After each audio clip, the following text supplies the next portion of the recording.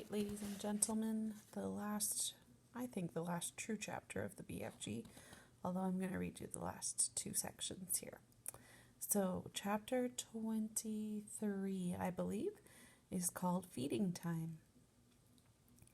While the giants were being captured, a tremendous bustle and hustle was going on back home in England. Every earth digger and mechanical contrivance in the country had been mobilized to dig the colossal hole in which the 9 giants were to be permanently imprisoned. That is a lot of big words. Let's go back and look. While the giants were being captured, so caught, a tremendous bustle and hustle. So a really big, to bustle and hustle means to be like really busy and taking care of lots of things. Every earth digger and mechanical contrivance, basically meaning every machine possible, had been mobilized, meaning to be moved. So they'd moved in every machine possible to dig the colossal, which means absolutely ginormous, hole in which the 9 giants were to be permanently, forever, imprisoned. So, like kept, like in jail. Okay? So let's read that paragraph again.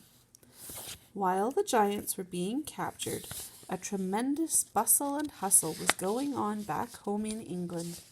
Every earth digger and mechanical contrivance in the country had been mobilized to dig the colossal hole in which the 9 giants were to be permanently imprisoned. 10,000 men and 10,000 machines worked ceaselessly through the night under powerful arc lights, and the massive task was completed only just in time. The hole itself was about twice the size of a football field and 500 feet deep.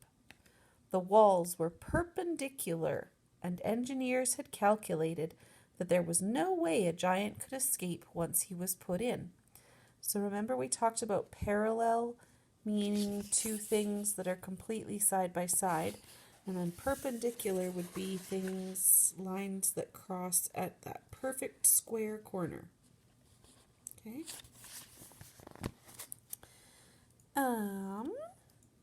Even if all 9 giants were to stand on each other's shoulders, the topmost giant would still be some 50 feet from the top of the hole. The 9 giant-carrying helicopters hovered over the massive pit. The giants, one by one, were lowered to the floor, but they were still trussed up, and now came the tricky business of releasing them from their bonds. Nobody wanted to go down and do this, because the moment a giant was freed, he would be sure to turn on the wretched person who had freed him and gobble him up. As usual, the BFG had the answer. "I has told you before," he said. "Giants is never eating giants. So I is going down and I shall untie them myself before you can say Rack Jobinson." With thousands of fascinated spectators, including the Queen, peering down into the pit, the BFG was lowered on a rope. One by one he released the giants. They stood up, stretched their stiffened limbs, and started leaping about in fury. "Why is they putting us down here in this grub-sletching hole?" they shouted at the BFG. "Because you is guzzling human beings," the BFG answered. "I is always warning you not to do it, and you is never taking the titchiest bit of notice." "In that case," the flesh lump eater bellowed, "I think we is guzzling you instead." The BFG grabbed the dangling rope and was hoisted out of the pit just in time. The great bulging sack he had brought back with him from Giant Country lay at the top of the pit. "What's in there?" the Queen asked him. The BFG put an arm into the sack and pulled out a gigantic black and white striped object the size of a man. "Snozcumbers!" he cried. "This is the repulsant Snozcumber, Magister, and that is all we is going to give these disgustive giants from now on." May I taste it? The Queen asked. Don't, Magister, don't, cried the BFG. It is tasting of trogfilth and pig squibble. With that, he tossed the Snozcumber down to the giants below. There is your supper, he shouted. Have a munch on that. He fished out more Snozcumbers from the sack and threw them down. The giants howled and cursed. The BFG laughed. It serves them right, left, and center, he said. What will we feed them on when the Snozcumbers are all used up? The Queen asked him. They is never being used up, Magister, the BFG answered, smiling. I is also bringing in this sack a whole bungle of Snozcumber plants, which I is giving, with your permission, to the royal gardener to put in the soil. Then we is having an everlasting supply of this repulsant food to feed these bloodthirsty giants on. What a clever fellow you are, the Queen said. You are not very well educated, but you are really nobody's fool. I can see that. And I've always thought of that as the end of the book, although there is one, I guess you'd say a chapter, left at the back. And this is called The Author. This is the chapter. Remember when we started this book, I said it doesn't matter how many times I read it, the very ending always gives me goosebumps. This is it. Every country in the world that had in the past been visited by the foul man-eating giants sent telegrams of congratulations and thanks to the BFG and to Sophie. Kings and presidents and prime ministers and rulers of every kind showered the enormous giant and the little girl with compliments and thank yous, as well as all sorts of medals and presents. The ruler of India sent the BFG a magnificent elephant, the very thing he had been wishing for all his life. The king of Arabia sent them a camel each. The Lama of Tibet sent them a llama each. Wellington sent them 100 pairs of wellies each. Panama sent them beautiful hats. The king of Sweden sent them a barrel full of sweet and sour pork. Jersey sent them pullovers. There was no end to the gratitude of the world.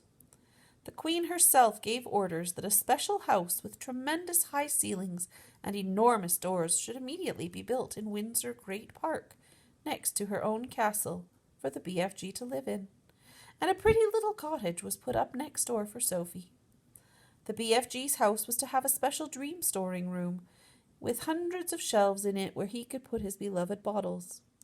What is more, he was given the title of the Royal Dream Blower. He was allowed to go galloping off to any place in England on any night of the year to blow his splendid fizz-wizards in through the windows to sleeping children. And letters poured into his house by the million from children begging him to pay them a visit.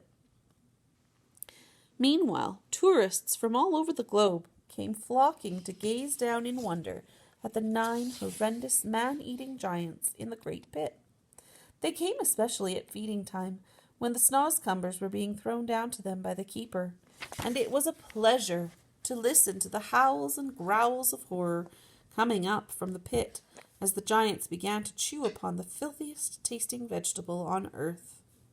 There was only one disaster. 3 silly men who had drunk too much beer for lunch decided to climb over the high fence surrounding the pit. And, of course, they fell in. There were yells of delight. There were yells of delight from the giants below, followed by the crunching of bones. The head keeper immediately put up a big notice on the fence saying, "It is forbidden to feed the giants," and after that there were no more disasters. The BFG expressed a wish to learn how to speak properly, and Sophie herself, who loved him as she would a father, volunteered to give him lessons every day. She even taught him how to spell and to write sentences, and he turned out to be a splendid, intelligent pupil. In his spare time, he read books. He became a tremendous reader. He read all of Charles Dickens, whom he no longer called Doll's Chickens, and all of Shakespeare, and literally thousands of other books. He also started to write essays about his own past life. When Sophie read some of them, she said, "These are very good. I think perhaps one day you could become a real writer." "Oh, I would love that," cried the BFG. "Do you think I could?" "I know you could," Sophie said. "Why don't you start by writing a book about you and me?" "Very well," the BFG said. "I'll give it a try." So he did. He worked hard on it, and in the end he completed it. Rather shyly, he showed it to the Queen. The Queen read it aloud to her grandchildren. Then the Queen said, "I think we ought to get this book printed properly and published so that other children can read it." This was arranged, but because the BFG was a very modest giant, he wouldn't put his own name on it. He used somebody else's name instead. But where, you might ask, is this book that the BFG wrote? It's right here. You've just finished reading it. The end. There's Sophie in the BFG, and she's reading over the story that he's written. So the ending of the book is that this whole book is actually written by the BFG. Remember, it's fiction, so there really isn't a giant who wrote it, but it's a pretty neat way to end the story. I hope you've had fun reading this book. I love reading this to kids. I'm sorry that it's not in person because that would have made it even better, but hopefully you've enjoyed getting to listen to the story. You should now be able to finish your question set number 7, and when we send our next package of learning materials, I have a couple of fun activities for you to do. Enjoy!